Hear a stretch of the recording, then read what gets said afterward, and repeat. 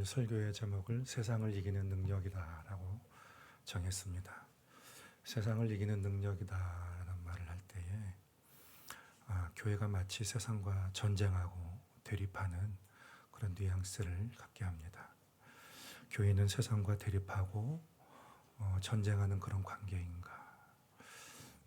교회와 세상과의 관계는 어떠하고 세상을 향한 교회의 역할은 무엇이어야 하는가라는 것에 대해서 간략하게 좀 말씀을 드리고자 합니다.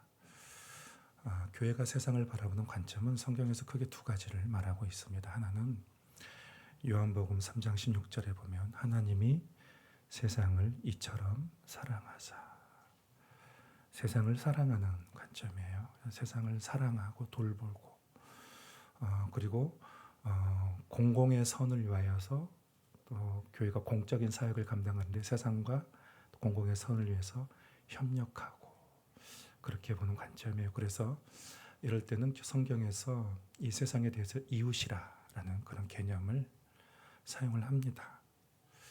또 하나는 부정적인 의미가 있습니다. 부정적으로 보는데 에베소서 2장 2절 말씀에 보면 공중권세 잡은 자 마귀, 그러니까 이 세상이 마귀의 영향력 아래에 있고 죄악이 온 땅에 관영하고 그리고 이 세상은 하나님을 대적하고 그리고 하나님의 나라를 회방하는 그런 관점으로 보는 게 있습니다. 그래서 이럴 때에 교회는 세상과 영적 전쟁을 한다라고 그렇게 봅니다. 영적 전쟁을 하는 관계로 보게 됩니다. 이럴 때 우리는 세대라는 단어를 쓰죠. 세상에 대해서 세대. 너희는 이 세대를 본받지 말고 세대 그리고 세상이라는 그런 말을 씁니다. 이런 관점으로 봤을 때에 교회를 향한 세상의 역할이 뭔가라는 것이죠. 먼저 교회는 세상 안에 살면서 이 세상을 사랑하고 그리고 봉사하고 섬김을 통해서 공적인 선을 이루는 거예요. 공적인 사명을 감당함과 동시에 반대로 이 세상의 악의 배후에 있는 어둠의 권세와 영적인 전쟁을 해서 어둠을 제거하고 하나님의 나라를 이루어가는 그런 역할이다. 이 두 가지 역할을 우리가 말해볼 수가 있습니다. 오늘은 이 두 번째의 그 부분을 통해서 우리가 한번 좀 말씀을 보고자 하는데 우리는 이 세상을 눈에 보는 것만으로는 이해해서는 안 됩니다. 이 세상의 악을 가볍게 여기지 말아야 됩니다. 이 악의 활동성은 아주 대단합니다. 그래서 세상을 확장하려는 그런 특성이 있습니다. 마귀는 이 세상을 장악해서 이 땅 가운데에 선을 제거해야 되는데 여러 가지 방법을 동원해서 이 땅에 그 악을 정복하고자 하는 그런 의도를 가지고 있습니다. 마귀가 자기 뜻을 이루기 위해서 사용하는 방법은 우리가 크게 세 가지로 볼 수가 있습니다. 하나는 유혹하는 것과 하나는 거짓과 하나는 박해를 하는 것입니다. 먼저 성과 그리고 인기와 돈으로 사람을 유혹합니다. 그리고 거짓을 진실로 둔갑시켜서 사람들로 하여금 악을 조장하도록 만들기도 합니다. 마지막으로는 무력을 동원해서 교회를 박해하는 것입니다. 초대교회 당시 마귀는 이 세상의 권력을 이용해서 박해를 통해서 교회 확장을 억제시키고 복음의 진보를 방해했습니다. 그렇지만 그런 박해와 핍박 가운데서도 교회는 이 세상과는 전혀 다른 방법으로 대응을 했습니다. 그래서 그 싸움에서 승리하여서 하나님의 나라를 계속해서 확장하고 이루어갈 수 있었습니다. 우리는 오늘 교회가 세상을 이기는 방법, 그 방법에 대해서 한번 같이 나누고 교훈을 삼고자 합니다. 지난주와 연결된 말씀이에요. 그래서 지난주와 연결돼서 말씀을 보도록 하겠습니다. 복음이 유대인뿐만 아니라 이방인에게로 세력을 얻어서 쭉쭉쭉쭉 이렇게 확산되어 갈 때에 뻗어나갈 때 이것을 가장 싫어했던 사람들이 유대인이었습니다. 그때 당시의 권력자 헤롯 왕이 유대인의 환심을 사기 위해서 교회를 헤아려 하여서 요한의 형제 야고보를 칼로 죽였습니다. 유대인의 지지를 등에 업은 헤롯은 이제는 베드로까지 옥에 가두어서 죽이려는 작정을 하였습니다. 마침 유대인의 명절이었으므로 바로 당장 죽이지 못하고 많은 사람이 모인 앞에서 죽이고자 했습니다. 교회가 절체절명의 위기에 놓여 있습니다. 헤롯은 무력을 동원해서 교회를 제거하려고 했습니다. 이것이 교회를 무너뜨리고자 하는 세상의 한 방법 중에 하나입니다. 그러나 세상과 달리 교회의 대응은 기도였습니다. 회의를 소집할 수도 있을 것이고 또 여러 가지 전략을 짰을 수도 있을 것입니다. 그것도 필요하죠. 그러나 너무 거기에만 매달려서는 안 되죠. 전략을 짜거나 회의를 하거나 너무 거기에 매달려서는 안 됩니다. 교회가 여기서 할 수 있는 방법은 기도하는 것이었습니다. 그러자 그 방법이 놀라운 결과를 가져냈습니다. 주의 천사가 옥중에 나타나서 베드로를 깨우고 베드로의 손에 묶고 있던 쇠사슬이 풀리게 되고 옥문이 저절로 열리게 되면서 베드로가 감옥 밖으로 나오게 되었습니다. 우리가 성경을 보면 베드로는 이것이 실제가 아니라 환상을 보는 줄로 그렇게 착각을 했다고 했습니다. 그런데 그것이 현실이었습니다. 베드로가 완전히 구출되고 난 다음에 주의 천사가 떠나고 난 다음에 베드로는 그것이 환상이 아니라 현실인 줄을 깨닫게 되었습니다. 그는 교회 공동체가 있는 마가의 집으로 향했습니다. 교회는 베드로가 풀려난 것도 알지 못하고 여전히 베드로를 위해서 기도하고 있었습니다. 그것이 우리가 지난주에 봤던 말씀 5절이에요. 이에 베드로는 옥에 갇혔고 교회는 그를 위하여 간절히 하나님께 기도하더라. 간절히 방법이 없어요. 간절히 하나님 앞에 기도했는데 이 간절한 기도라는 게 뭐냐면 예수님께서 십자가에 달리기 돌아가시기 그 전날에 땀방울이 핏방울이 되도록 그렇게 생사를 건 그런 기도, 그런 간절한 기도, 베드로의 일을 나의 일로 생각하고 간절히 기도했습니다. 기도의 방법 중에는 우리가 듣는 기도가 있고 또 하나님과 교제하는 기도가 있습니다. 그럴 때는 우리의 힘을 빼야 되죠. 우리의 힘을 빼고 잠잠히 하나님 앞에 머무르는 그런 기도가 있고 또 나의 간절한 기도 제목이 있거나 또 교회를 위한 타인을 위한 기도 제목이 있을 때는 간절하게 하나님 앞에 힘을 내서 기도하는 것이 필요합니다. 그래서 12절 말씀에 보면 깨닫고 마가라 하는 요한의 어머니 마리아의 집에 가니 여러 사람이 거기에 모여 기도하고 있더라. 교회는 베드로가 구출될지 모르고 일단 무슨 결론이 나기까지 베드로가 사형을 당하든 뭐 어떻게 되든 그거 모르잖아요. 결론을 모르잖아요. 그렇지만 결론이 날 때까지 쉬지 않고 베드로를 위해서 그렇게 지속적으로 간구를 했습니다. 그리고 오늘 본문이 이어집니다. 이 베드로가 대문에 이르자 로데라는 여자아이가 베드로의 음성을 기뻐서 놀라며 그렇게 기뻐했습니다. 문 밖에서 이 들리는 소리만으로도 베드로의 음성인 줄 알고 있었어요. 그래서 베드로를 그만큼 잘 알고 있었습니다. 문을 열어주는 것도 잊어버리고 사람들에게 가서 기뻐서 베드로가 왔다라고 외쳤습니다. 그런데 이 성도들은 이 로데의 말을 믿지 않았습니다. 15절에 보면 사람들은 저가 미쳤나라고 생각을 했습니다. 베드로가 여기 있을 리가 없다라는 거예요. 감옥에 있어야지 여기 있을 리가 없다는 것입니다. 도무지 믿을 수가 없었습니다. 소녀가 또 거듭 말했습니다. 베드로가 문 밖에 왔습니다.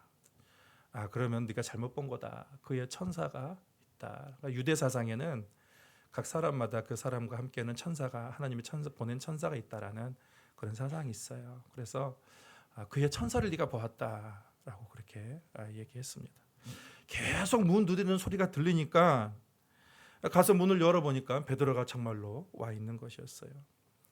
그제서야 그들 앞에 벌어진 그 일들을 보고 이것이 실체였구나라는 것을 알게 되었습니다. 기도하면서도 그 기도의 능력을 믿지 못한 거죠. 베드로의 석방하는 것을 깨닫지가 못했습니다. 베드로가 대문 앞에 왔을 때보다도 사람들이 얘기하는 거 있죠. 사람들이 기도한다고 하면 미쳤다고 하는 거 있잖아요. 기도한다고. 기도에 응답 받았다고 하면 우연이 된 거지라고 생각하는 것처럼 로데의 말을 미친 말로 그렇게 간주해 버렸어요. 어린아이니까 뭐 저렇게 얘기할 수도 있겠지라는 것입니다. 현실적으로 불가능한 일이라고 생각했습니다. 제가 여러분에게 말씀드렸지만 믿음의 세계라는 것은 현실을 포함하면서도 초현실적인 것이라고 말씀을 드렸습니다. 하나님은 우리가 사는 현실의 원리를 사용하시지만 필요한 경우는 초자연적인 기적도 이루시는 하나님이십니다. 우리가 늘 보는 성경의 하나님은 전능하신 하나님, 능히 하지 못할 일이 없으신 그 하나님을 우리가 믿고 있지 않습니까? 이 롯의 말을 듣고 오늘날 사람들의 그런 반응을 우리가 발견하게 됩니다. 그리스도인이면서도 어떤 사람은 기도의 능력을 믿지 않습니다. 그래서 기도를 잘 하지 않습니다. 또 어떤 사람은 기도가 그건 기복신앙이다라고 그렇게 치부해버리는 그런 사람도 있습니다. 여러분, 기복신앙이 뭐예요? 기복신앙은 내 뜻을 기도를 통해서 이루고자 하는 것이 기복신앙입니다. 그러면 기독교 신앙은 뭐예요? 우리의 신앙은 하나님의 뜻을 기도를 통해서 이루신 것이 이것이 기독교 신앙이에요. 내 뜻이냐, 내 욕심이냐, 하나님 뜻이냐, 하나님의 원하심이냐, 그것입니다. 이 하나님의 뜻에는 우리의 기복적인 요소도 반드시 포함이 되어 있습니다. 하나님 우리의 필요를 채우시고 우리의 기도를 들으신다는 것입니다. 미국의 바이올라 대학교에서 국제교육원장으로 20년간 봉직한 성리라는 박사님이 있습니다. 이분이 여성분이신데 이분이 예수를 믿고 성령을 체험하고 나서 하루하루 매일매일마다 감사하며 기쁘게 그렇게 생활을 했습니다. 그러던 어느 날 이분에게 큰 고난이 닥치게 됐는데 멀쩡하고 똑똑했던 남편이 노름에 빠져가지고 일은 다 버려버리고 내팽개쳐 쳐버리고 밤낮 도박만 그렇게 하는 것이었어요. 이게 참 이런 일이 있을 수 있을까요? 똑똑한 양반인데 이분이 밤마다 최소 미화로 최소 수백 불에서 많으면 수천 불을 그냥 잊어버리는 거예요. 심지어는 이 집까지 팔아가지고 그 집 돈으로 이 노름하는데 사용하고 있는 것이었습니다. 분노와 그리고 걱정과 우울함이 가득했습니다. 남편을 위해서 기도했으나 눈물이 마르지 않아요. 그러면 잠도 안 오고 그러면 잠이 안 올 때마다 기도했어요. 교회 달려가서 기도하고 거실에 가서 기도하고 1시에 일어나면 또 기도하고 3시에 일어나면 또 잠이 안 와서 또 그때마다 기도하고 그렇게 열심히 기도했습니다. 그렇게 쉬지 않고 기도하다가 1년 후에 갑자기 이 남편이 갑자기 내가 노름하는 것이 싫어진다 이렇게 얘기하더니 노름을 그만두었습니다. 그 이후 이 남편은 캘리포니아주의 오렌지 카운티의 한인회장이 되었습니다. 그리고 새벽 예배를 빠지지 않고 다니는 믿음의 사람이 되었다는 것입니다. 여러분, 기도를 포기하는 것은 사단이 가장 좋아하는 일입니다. 오늘 우리 찬양대가 십자가의 능력이라는 그 찬양을 했는데 십자가의 능력 중에 가장 위대한 것이 축복이 뭡니까? 우리가 십자가의 은혜로 마음껏 하나님 옆에 나아갈 수 있는 것이죠. 언제든지 하나님 앞에 나아가서 하나님을 만날 수가 있고 기도할 수 있고 그 음성을 들을 수가 있는 것이 십자가의 능력 아니겠습니까? 이 은혜를 우리가 놓쳐서는 안 돼요. 빼앗겨서는 안 된다는 것입니다. 여러분, 기도가 세상을 이기고 마귀를 이길 능력이 됩니다. 세상은 힘과 권력, 돈과 여러 가지 수법을 능력으로 삼지만 교회는 그것들이 없어도 돼요. 교회는 기도만 있어도 됩니다. 우리가 잘 아는 청교도의 창시자 존 낙스가 이런 말을 했습니다. 기도하는 한 사람이 기도하지 않는 한 나라보다 강하다라고 얘기했습니다. 종교개혁 시대의 이 존 낙스가 스코틀랜드의 그 왕 메리 여왕이 로마 카톨릭 교도였는데 개신교 신자에 대한 학살 명령을 내렸습니다. 다 학살해버려라 명령을 내렸습니다. 이때 존 낙스가 밤을 새워가면서 생명을 걸고 하나님 앞에 기도했어요. 하나님, 스코틀랜드를 내게 주옵소서, 아니면 죽음을 주옵소서라고 그렇게 기도를 했습니다. 자신의 운명을 걸고 백성과 나라를 위해서 그렇게 간절하게 하나님 앞에 기도했습니다. 그런데 여러분, 놀랍게도 개신교 신자에 대한 학살 명령이 철회가 되었습니다. 그 메리 여왕은 중병에 걸렸습니다. 이 메리 여왕이 한 말이 있습니다. 존 낙스 한 사람의 기도가 100만 명의 대군보다 무섭구나 라고 이렇게 얘기를 했습니다. 여러분, 우리도 존 낙스와 같은 기도의 사람이 되어야 돼요. 하나님이 열어놓으신, 예수님이 십자가에서 열어놓으신 그 은총을 여러분 놓치지 마시기 바랍니다. 언제나 우리는 하나님 앞에 나아갈 수가 있습니다. 다시 성경으로 돌아가 보겠습니다. 베드로는 교인들에게 자신에게 있었던 일들을 일일이 다 설명을 했습니다. 그리고 야고보와 형제들에게 나에게 있었던 일들을 다른 교인들에게도, 여기 없던 교인들에게도 전달하라라고 하면서, 그리고 그는 자취를 감춥니다. 예루살렘을 떠나게 됩니다. 그 이후의 기록에는 베드로가 사도행전에는 더 이상 등장하지 않습니다. 이후에 예루살렘 교회의 지도자는 요한의 형제 야고보가 죽었잖아요. 이제는 주의 형제 야고보가, 예수님의 형제인 야고보가 예루살렘 교회의 지도자가 됩니다. 베드로가 기적적으로 감옥에서 빠져나온 다음 날 아침에 이 감옥에 있는 군대들이 난리가 난 것입니다. 소문이, 아주 소란이 일어났습니다. 베드로가 물태슴 없이 그렇게 그를 지켰는데 이 베드로가 사라진 것이었어요. 이 이야기가 또 헤롯에게 보고가 되었습니다. 그래서 온 도시를, 군대를 동원해서 온 도시를 샅샅이 뒤지라고 했습니다. 그리고 그는 베드로를 지켰던 그 파수꾼들을 신문하라고 하면서 그를 죽이라는 명령을 내렸습니다. 이로써 헤롯의 계획은 실패하고 말았습니다. 그는 유대인에게 칭찬을 받고자 했으나 오히려 웃음거리가 되고 말았습니다. 이후 헤롯은 가이사라로 내려가서 머물게 되었습니다. 헤롯은 잔인하고 교만한 사람이었습니다. 그의 잔인성을 우리가 볼 수 있는 것은 사람들의 인기를 얻기 위해서 사람의 생명을 그냥 함부로 죽여버리고, 자기의 군인인데 자기의 군인도 그냥 자기 뜻이 이루어지지 않는다고 해서 군인도 그냥 쉽게 죽여버리는 것에서 헤롯이 참 잔인하고 교만인 사람이라는 것을 우리가 알 수가 있습니다. 20절부터는 새로운 이야기로 전환이 됩니다. 헤롯 왕이 두로와 시돈 사람들에게 노여워했다라는 그러한 이야기가 나옵니다. 왜 두로와 시돈 사람들을 노여하게 했는지, 그들에게 노여워했는지에 대한 이유가 정확히 나와 있지 않습니다. 이 두로와 시돈이 헤롯에게 식량의 지원을 받았는데 아무래도 그런 이유인 것 같습니다. 그래서 두로와 시돈에서는 헤롯의 청해를 받는 블라스도라는 그 인물을 이용해서 헤롯과 화친을 시도해 보았습니다. 두로와 시돈에서 보낸 사신들이, 이 사절단들이 같이 모였을 때 헤롯이 온 백성 앞에서 연설을 하는 그런 시간이 있었습니다. 헤롯이 반짝반짝 빛나는 그 은색 실로 만든 그 왕복을 입고 사람들 앞에서 이제 단에 서서 앉아서 그곳에서 연설을 하는 거예요. 이때 헤롯의 연설을 듣고 있던 두로와 시돈의 그 사절단들이 이 헤롯의 허영심을 자극하고 그리고 아첨을 합니다. 헤롯의 연설은 사람의 말이 아니라 신의 소리로다 라면서 아첨을 하는 거예요. 22절에 보면 백성들이 크게 부르되 이것은 신의 소리요 사람의 소리가 아니라 하거늘 당신은 신적인 존재입니다. 당신의 목소리가 그것을 보여주고 있습니다 라면서 그를 신격화하고 축혀 세우면서 함성을 막 질렀습니다.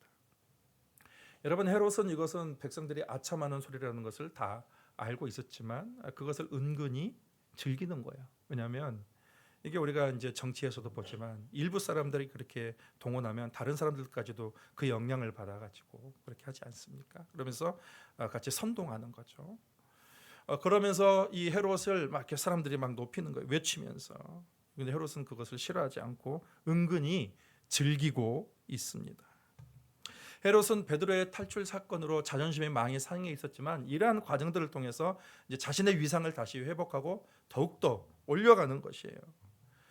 이 베드로의 사건을 통해서 이 하나님의 두려움이라는 것을 그가 좀 경험했어야 되는데 아무런 교훈도 얻지 못했습니다. 계속 높아지는 것에 관심을 두었습니다. 그러나 이러한 사람들의 칭찬과 아첨은 그에게 큰 독이 되었습니다. 23절에 보면 헤롯이 영광을 하나님께 돌리지 아니함으로 주의 사자가 고치니 벌레에게 먹혀 죽으니라. 하나님을 두려워하지 않고 교만해져서 신의 자리에 앉은 그 헤롯, 하나님은 그 교만한 헤롯을 치셨습니다. 벌레가 먹게 하고 몸이 썩게 만들고. 그래서 성경은 그의 죽음의 원인을 교만, 그가 하나님께 영광을 돌리지 아니함으로 교만해서 죽게 되었다라고 그렇게 말씀하고 있습니다.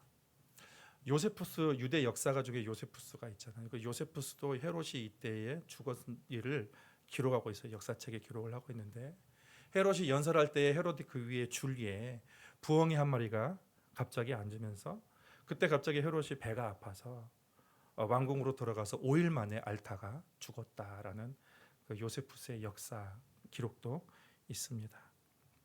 헤롯이 야고보의 목을 벨 때도, 또 베드로를 감옥에 가둘 때도 하나님은 그냥 가만히 있었습니다. 그렇지만 그것을 그냥 묵인한 것은 아니에요. 참고 인내하고 계셨던 것입니다. 여러분, 우리도 우리의 잘못에 대해서 뭔가 당장 하나님이 나에게 어떤 벌을 내리지 않는다고 해서 안심할 필요가 없고, 우리는 긴장해야 되는 것이죠. 우리가 죄에 대해서 긴장을 해야 됩니다. 하나님의 심판이 언제 임할지 모르기 때문에 우리에게 만약에 어떤 죄가 있고 하나님께서 생각나게 하신다면 빨리 그 죄에 대해서 하나님 앞에 나아가 회개를 해야 됩니다. 하나님이 인간을 아름답게 만드셨어요. 정말 멋지게 만들지 않으셨습니까? 여러분, 우리가 옆 사람만 봐도 얼마나 멋있습니까?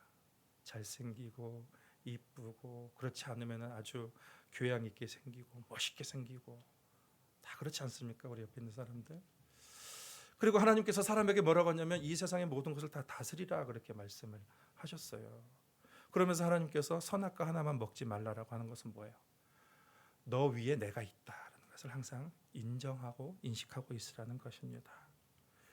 우리는 사람들은 대단한 일들을 많이 하죠. 큰 일을 했어도, 그리고 우리 사람들이 얼마나 아름답게 멋있게 보일지라도 그렇게 만들어 주신 하나님을 기억하고 하나님을 영화롭게 하라는 것입니다.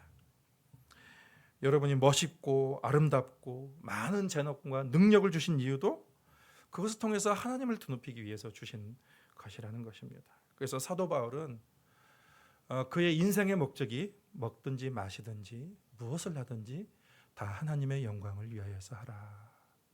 항상 하나님의 영광을 기억하고 있어라라고 하는 것입니다. 우리의 신앙 고백서의 표준인 웨스터민스터 신앙 고백 소요리 문답에서 제1문이 첫 번째가 뭐냐면 사람의 목적이 무엇입니까? 라는 거예요. 그것은 하나님을 영화롭게 하고 영원토록 그를 즐거워하는 것입니다. 사람의 사는 유일한 목적은 하나님을 영화롭게 하는 것이다 라고 했습니다. 우리가 인생을 살아가면서 포기해야 될 것이 있고 포기하지 말아야 될 것이 있습니다. 우리의 포기해야 될 것은 뭐예요? 우리의 교만, 우리의 욕심, 우리의 죄. 이런 것들은 겉으로 보기에는 좋아 보이지만 결국은 우리의 영혼을 종먹고 우리의 삶을 회방하는 그런 것이죠. 그런데 우리가 결코 포기하지 말아야 할 것이 있습니다. 여러분, 그것은 기도하는 것입니다. 기도는 절대로 포기하지 말아야 돼요. 우리의 믿음을 하나님을 영화롭게 하는 것, 이런 것들은 결코 포기하지 말아야 될 것이 우리에게 말씀해주고 있습니다. 힘과 권력과 군사력, 재력, 헤롯이 다 가지고 있었습니다. 그런데 그는 기도의 능력 앞에 패배하고 말았습니다. 여기서 헤롯은 이 세상을 대표하는 인물이에요. 이 세상이 의지하는 것은 눈에 보이는 것들이에요. 눈에 보이는 것들을 의지하고 자랑합니다. 그러나 교회는 이 세상이 의지하는 것들을 터부시하지는 않습니다. 그렇지만 그것을 의지하지는 않습니다. 그것을 기대지는 않습니다. 교회는 보이지 않아도 가장 확실한 분, 예수 그리스도, 그리고 그분의 약속을 믿고 나아가는 것입니다. 24절에 보면 그 후 하나님의 말씀은 더욱 흥왕했다라고 합니다. 헤롯이 교회의 복음의 진보를 가로막던 그 헤롯이 그가 죽임을 당하자 위축되었던 교회가 다시 힘을 얻었어요. 힘을 얻고 그리고 나가서 복음 전파를 했다는 것입니다. 24절에 보면 하나님의 말씀은 흥왕하여 더하더라라고 했어요. 흥왕하다라는 것은 이 생명체가 죽어 있지 않고 막 자라는 거예요. 잘 자라는 것이 이 흥왕하다라는 의미입니다. 거침없이 복음이 성장의 성장을 거듭했다. 하나님의 말씀이 막 살아 역사하는 거예요. 살아 역사하는 것입니다. 교회가 지리멸렬할 위기에 놓여 있을 때에 이 기도로 인하여서 말씀이 흥왕하게 되었다는 것입니다. 여러분, 우리가 언제 믿음에 더 확신을 얻습니까? 그것은 나의 기도가 응답되었을 때, 또 하나님의 은혜를 경험했을 때 나의 믿음이 커지지 않습니까? 교회가 마찬가지예요.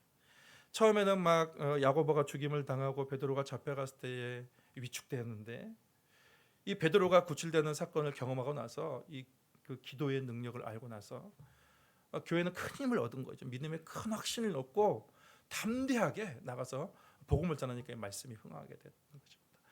여러분, 교회의 부흥의 결론이 뭐냐면 결국은 말씀이 흥하는 것으로 나와야 돼요. 부흥은 말씀, 사람들이 말씀을 사모하고 그 말씀으로 그 묵상하고 그 말씀을 암송하고 내 생각과 마음의 모든 것들을 말씀으로 바꾸고 인생의 목적과 가치관이 말씀이 기준이 되고, 그리고 그 말씀으로 인하여 힘을 얻고, 그리고 그 말씀을 기준으로 이 세상을 분별하고, 그것입니다. 그게 말씀의 능력이에요. 근데 여러분, 교회가 언제 말씀의 능력을 받았습니까? 기도할 때였습니다. 기도할 때. 사도행전 2장에 그들이 기도할 때 불의 혀처럼 갈라지는 것들이 각 사람의 머리에 임하더니 이들이 방언하였다는 것은 뭐냐면 말씀을 했다는 거예요. 말씀으로. 그리고 이들이 말씀을 퍼져가면서 말씀을 증거하면서 그 복음이 곳곳으로 퍼져나가게 된 것이죠. 그래서 여러분, 늘 기도와 말씀의 능력은 함께 갑니다. 기도만 해서는 공허합니다. 말씀만 읽어서는 드라이합니다.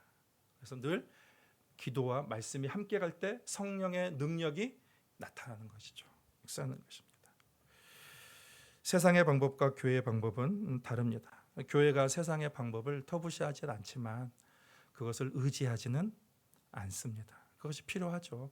이제 그걸 하나님의 도구를 위해서 사용을 해야 되지만 의지는 하지는 않는다는 것입니다. 교회가 이 세상에 추구하는 것들을 의지하게 되면 반드시 교회는 망합니다. 하나님이 주신 그 세상을 이길 능력, 그것은 기도하는 것이고, 그리고 하나님께만 영광을 돌리는 것이고 말씀입니다. 이 세 가지는 세상이 모르는 것입니다. 모르는 능력입니다. 그러나 이것들이야말로 가장 강력한 하나님 나라의 무기가 되는 것입니다. 여러분, 제가 지난주도 기도에 강조했고 오늘도 기도를 강조한 이유가 있겠죠? 하나님이 왜 그렇게 말씀을 우리에게 주셨을까요? 기도를 통해서 여러분에게 복 주시기 위해서 말씀을 주신 줄 믿습니다. 여러분 늘 기도합시다. 모여 기도하고 가정에서 기도하고, 그리고 여러분, 우리는 교만한 자리에 서지 아니하고 하나님께만 영광을 돌립시다. 여러분이 주신 아름다운 이 미, 그리고 멋있는 풍채, 그리고 여러분이 주신 그 은사와 재능과 그 능력들을 가지고 하나님께만 영광 돌립시다. 그리고 말씀을 묵상하고 말씀을 가까이 하고, 그리고 말씀이 흥황해서 번성해서 그 말씀의 능력이 우리 교회 가운데 충만한 그런 교회가 되기를 주님의 이름으로 축복합니다. 하나님 아버지, 우리가 이